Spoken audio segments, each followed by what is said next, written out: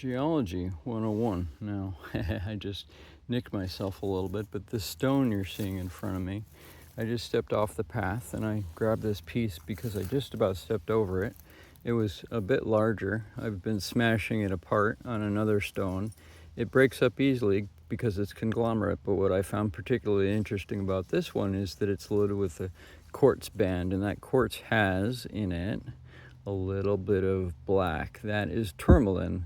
And I wanted to isolate the tourmaline and show.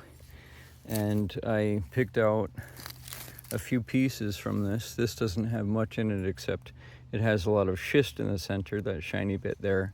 And you can see the sandstone in it and the conglomerate and the layer of quartz that is formed in the top portion of it, and bands and pieces. So in smashing every piece of it open, this one has a lot of mica. It's very shiny, of course, that bit there, and the sandstone combination, conglomerate again. So every piece, this one's loaded with quartz. Every piece is interesting to me. And this is just on a hillside in the Pioneer Valley. I'm near Bull Hill. But this one was of particular interest because when I saw that from the other side, I thought, well, that's a beautiful piece. And you look down the length of it, and it's a crystal which is pretty long. But this is almost sizable enough to bring home. It's maybe 8 pounds, 5 pounds. Probably 5 is more accurate. My sense of weight is off because I feel like everything is lightweight to me. But there, that piece in there is, I can flake this off. You'll hear the, I don't have my tripod, so I can try and set this up. I'm pretty good at video stuff right now. That's too far away, but maybe you can hear me anyway.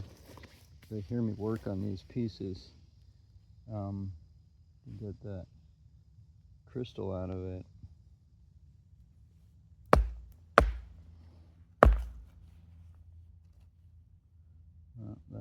That's just mica. I don't really care, but there's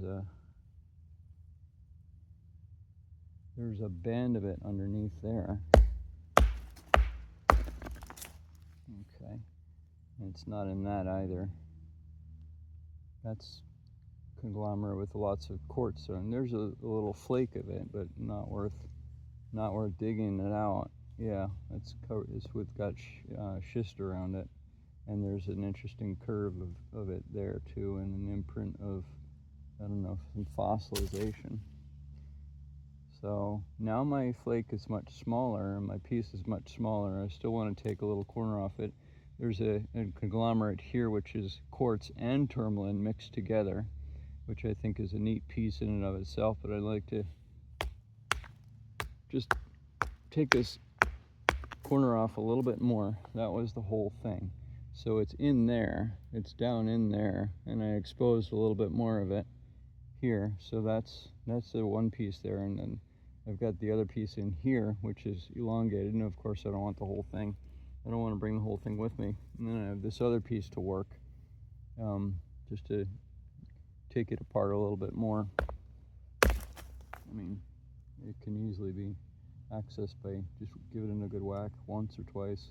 This is loaded with schist on the top and the quartz on the bottom, and the bands in the quartz, of course, of the tourmaline. I don't know where that piece went. Maybe that was it. Yeah, no, it's it.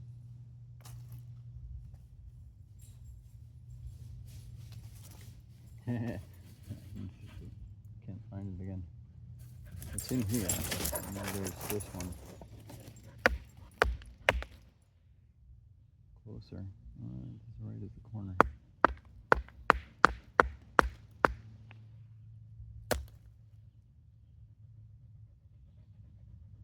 Did that get it? Yeah, I got it. All right, it's in there, which is sweet. So then I have the two pieces out of the original. Quite a large stone, but there was no need to take the whole thing with me, obviously. And I think that's about the size of it. for flaking up a little bit of the geology to just check out what it's got in it, its makeup, and so on. That's an interesting way of doing things. Just smash them apart. I used to like to do that with stones anyway. Break them apart and look at the stuff that's on the inside to see if there's a geode or, you know, something cool. Anyway, thank you for watching, and thank you for being part of the geology series. Geology rocks. Yes.